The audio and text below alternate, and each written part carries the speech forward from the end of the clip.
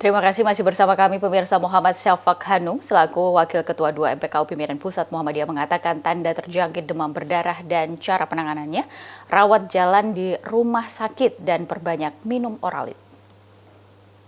Maka kalau di rumah, kemarin ada pasien misalnya katakanlah pasien itu NS1-nya positif, tapi trombositnya masih tinggi, kemudian hematokritnya juga tidak terlalu tinggi.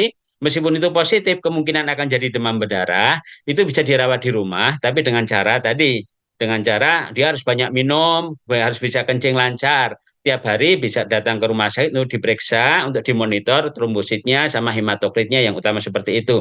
Nah, pada suatu saat kalau itu menjadi yang namanya tadi misalnya hematokritnya meningkat, trombosit menurun, nah, semakin meningkat bisa terjadi yang namanya shock, jadi kegangguan hemodinamik.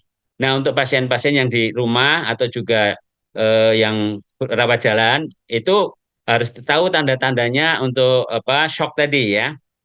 Salah satunya adalah akral atau telapak tangan, kaki sama tangan, biasanya pada kaki itu dingin, lembab, ada keringat dingin, ya. Kemudian juga nadi di kaki. Jadi mungkin Bapak Ibu sekalian, teman-teman bisa melihat apa bisa meraba nadi kaki saat ini misalnya gitu besar, tiba-tiba jadi mengecil, apa terasa kecil, denyutnya nggak kuat dan sebagainya. Kemudian akralnya dingin, kemudian dipejet di ujung di kakinya itu kuku kan merah itu ya, dipecet, kemudian dilepas.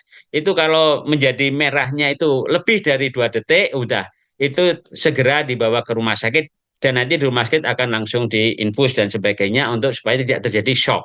Nah, jadi ini yang sering terjadi kalau dulu DSS ya, dengue shock syndrome istilahnya ya, seperti itu. Nah, saat ini itu harus penanganannya memang harus cepat. Jadi bagi yang panas, anak-anak cucu kita yang panas itu jangan lupa bahwa selain pemberian paracetamol juga harus banyak minumnya. Intinya minumnya jangan minum air putih saja ya, tapi minum yang ada seperti sop, cairan, minum oralit. Yang paling bagus adalah minum oralit. Ya, minum oralit. Kalau nanti hanya air putih saja, itu akan bisa gangguan elektrolitnya terganggu.